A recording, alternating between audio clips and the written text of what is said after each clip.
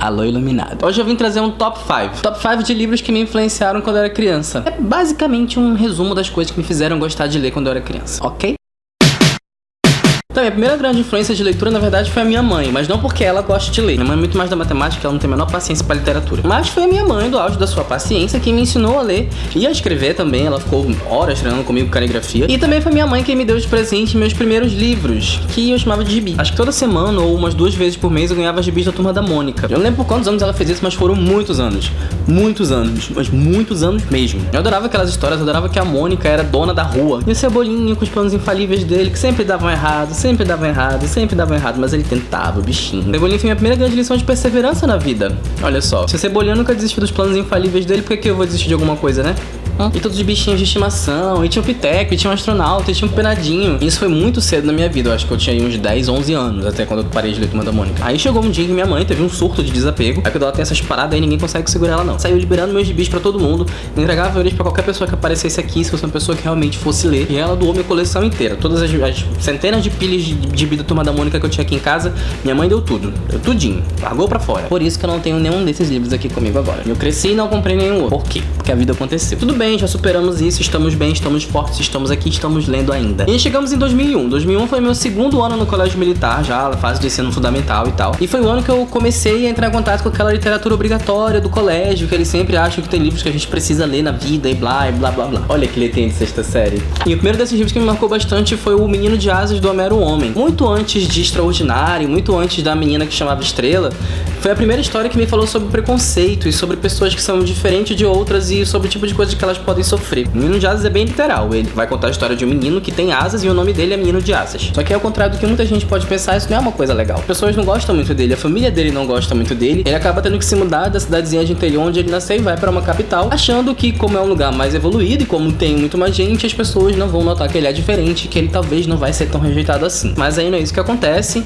E a vida dele fica bem barra, bem pesada. Ele encontra poucas pessoas que apoiam ele. Preconceito, criancinhas, uma história sobre uma pessoa que tem asas e sabe voar e era amigo dos passarinhos. Eu amei essa história. E eis que eu estou andando pelos corredores do colégio militar e eu encontro uma biblioteca maravilhosa na minha frente. E lá eu me deparei com esse livro aqui, O Escaravelho do Diabo, da Lúcia Machado de Almeida. Temos um assassino nesse livro. Pessoas ruivas estavam recebendo escaravelhos de presente. E toda vez que uma pessoa ruiva recebia esse escaravelho de presente, ela acabava morta pouco tempo depois. E aí o trabalho do protagonista é descobrir o que diabos está acontecendo e por que essas pessoas ruivas estão todas morrendo. E é uma trama muito simples, mas pra qualquer criança ela seria completamente empolgante. E essa foi a minha primeira história policial. E no intervalo de cada aula eu ficava lendo mais algumas paginazinhas e ficava desesperado que eu queria sempre que a aula acabasse e terminasse de ler. Foi muito legal, eu gosto muito dessa história. Inclusive tem boatos aí de que ela vai virar um filme. Eu encontrei esse exemplar aqui num sebo em São Paulo. Queria uma versão mais bonitinha, mais atualizada, menos desgastada, menos frágil. Acho que é bem importante pra mim, gosto muito dela. E aí que o Escaravelho do Diabo me deixou empolgado pra literatura policial. E aí eu tava lá dando mais voltas na biblioteca do colégio quando eu me deparei com outra coisa que parecia ser uma grande maravilha e mal sabia eu que seria a grande maravilha do mundo pra mim. Eu tô falando de Sherlock Holmes do Arthur Conan Doyle. Essa é uma edição recente dela que eu realmente encontrei no corredor do colégio. O livro que eu encontrei lá tá contido nessa coletânea de romances que foi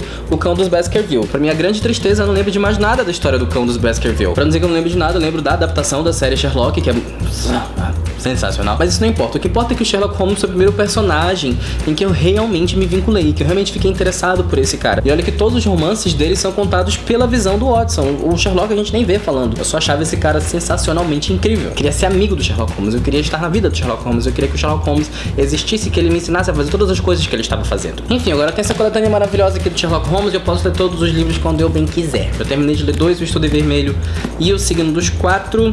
Muito em breve eu vou finalmente reler O Cão dos Baskerville e lembrar o que diabos foi que me fez gostar tanto dessa história e do Sherlock. Por sinal, meu cachorro chama Sherlock, graças a esse carinha aqui. Todas essas coisas que eu falei aconteceram no meu gap entre 10 e 11 anos. E aí, o que aconteceu quando eu tinha 11 anos? Harry freaking Potter. Bitch. Bom, eu não sabia, né? Mas quando eu comecei a ler esse livro, eu tava assinando minha carta de doidão por literatura para sempre. Eu realmente não preciso falar do quanto esse livro aqui afetou tanta gente daquela geração. Harry Potter fez muita parte, não só da minha infância, mas do começo da minha adolescência também. Toda vez que eu li um livro do Harry Potter, eu tinha exatamente a mesma idade que ele. E o Harry Potter entrou em Hogwarts mais ou menos na mesma época em que eu entrei no colégio militar. E como ele tava conhecendo um mundo que pra ele era completamente diferente, eu também tava entrando no mundo que pra mim era completamente estranho. E pra todas as descobertas que o Harry fazia, eu encontrava algum paralelo na minha realidade ali de Colégio Militar de Manaus. Minhas únicas tristezas é que eu não tinha um Dumbledore ou uma McGonagall, nem um Rony, nem uma Hermione pra ficar do meu lado o tempo inteiro me ajudando quando eu fizesse bobagem. Ó, tinha uma assinatura, que bonitinha. Juntava todas as minhas iniciais, olha que fofo. O Harry Potter foi basicamente uma coleção de todas as coisas que eu tinha adorado em todos os livros que eu tinha lido até aqui. Ele tinha um personagem que tinha minha idade, eu podia me relacionar com ele. Assim como na história de Sherlock Holmes, também tinham vários mistérios aqui. E tinha um personagem extremamente inteligente, vulgar Hermione, que eu ficava sempre interessado em saber o que aquela menina ia falar. E não tem como negar que esse livro também tem um certo cunho social, especialmente quando a gente vê o preconceito que existe entre os trouxas e os bruxos, e entre os bruxos e os trouxas. E como tudo isso podia ser muito mais fácil se as pessoas simplesmente se aceitassem como pessoas diferentes o tempo inteiro. Então é isso, esse é meu top 5 de primeiras grandes influências de leitura na infância. Se você gostou do vídeo, não esquece de compartilhar. Comenta aqui embaixo se você conhece esses livros ou se você nunca ouviu falar de nenhum deles. Se quiser se inscrever, tem o botão aqui em cima da minha cabeça. Tem 2 videozinhos aqui do lado. Meu nome é Gabriel Maia e esse vídeo acabou.